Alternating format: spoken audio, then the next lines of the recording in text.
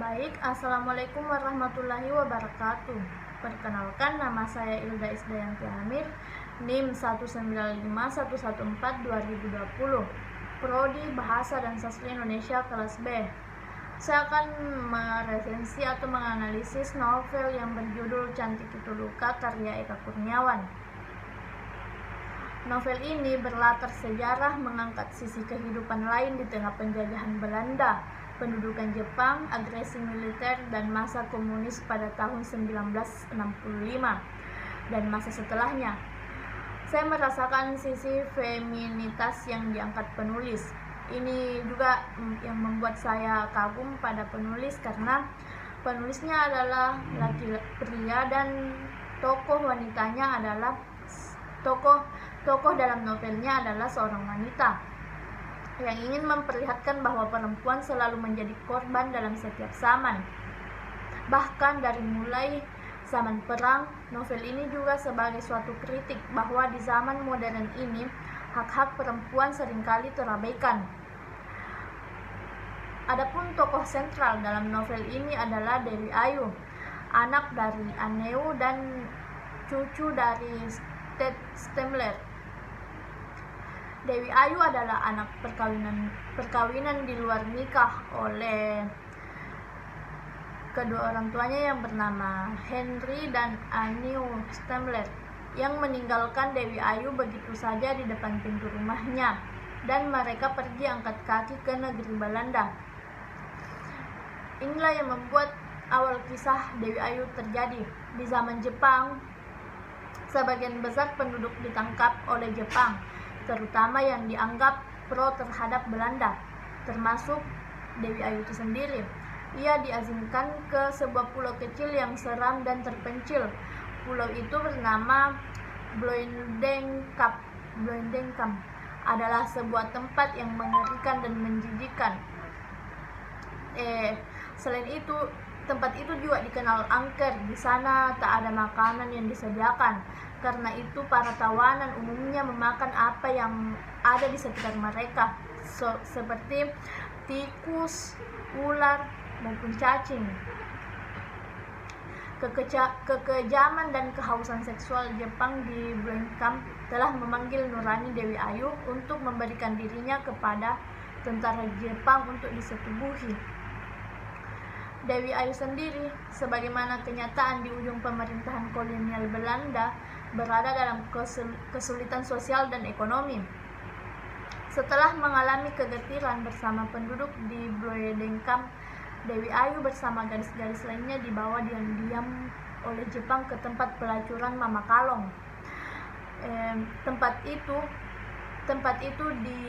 berada di kota Halimunda. Mereka dipaksa menjadi pelacur. Mama Kalong ini adalah gremo atau penjual pelacuran yang paling terkenal dan profesional di sana.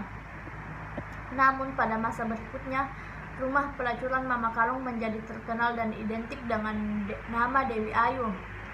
Ia menjadi selebriti di kota tersebut. Kepopulerannya menyamai nama-nama penguasa di kota tersebut. Bahkan di Halimunda sendiri menjadi identik dengan kecantikan pelacur Dewi Ayu. Setelah itu, Dewi Ayu melahirkan 4 anak yang tidak dikehendakinya.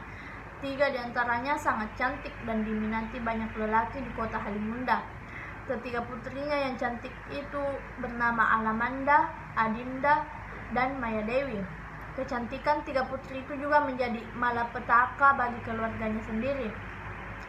Karena saat ia hamil pada keempat kalinya, ia berdoa agar anaknya dilahirkan buruk rupa, sebab kecantikan akan membawa mereka ke dalam malapetaka. Anaknya yang keempat ini benar lahir dengan menjijikkan, namun punya keajaiban.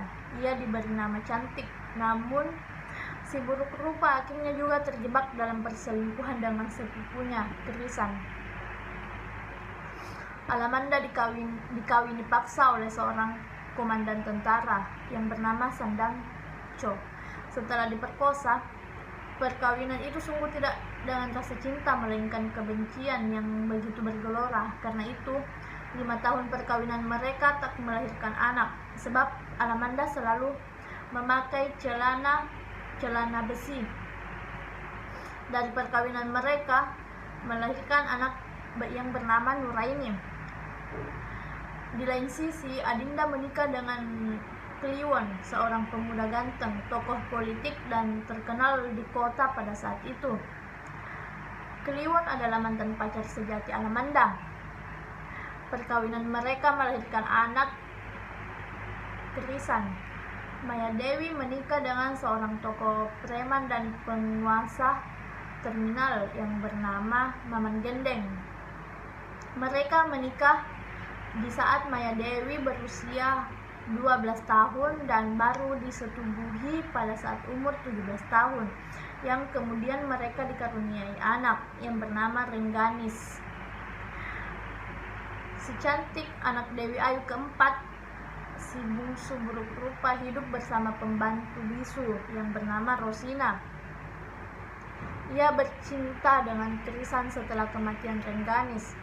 Cantik dan Krisan melahirkan seorang anak yang meninggal pada saat sebelum dia dikasih nama. Jadi kemudian diserahkan pada jadi ini Rengganis juga melahirkan seorang anak tak bernama karena pada saat dilahirkan ia langsung diserahkan pada ajak-ajak liar. Krisan membunuh Rengganis si cantik di tengah laut untuk menutupi perbuatan zinanya. Adapun di sisi lain tokoh yang bernama Kinkin, yaitu adalah anak penggali kuburan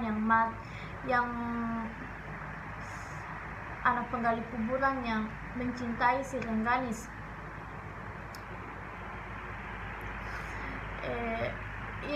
Si Kinkin ini bisa berhubungan dengan roh orang mati dengan permainan jelangkung. Ia satu kelas dengan Rengganis. Walaupun penampilannya kumal dan pendiam, namun diam-diam ia sangat mencintai Rengganis. Dan pada saat Kun mengetahui bahwa Rengganis hamil oleh seekor anjing, ia sangat kecewa. Kinkin tak percaya bahwa anjing telah memperkosa Rengganis. Namun ia mau menjadi bapak anak yang dikandung Rengganis. Tetapi kemauannya ini tidak terpenuhi. Setelah kematian Rengganis, si cantik Kinkin selalu mencari siapa pembunuh orang yang dicintainya itu. Roh Rengganis pun tidak mau mengatakan pembunuh dirinya, sebab ia sangat mencintai orang yang membunuhnya.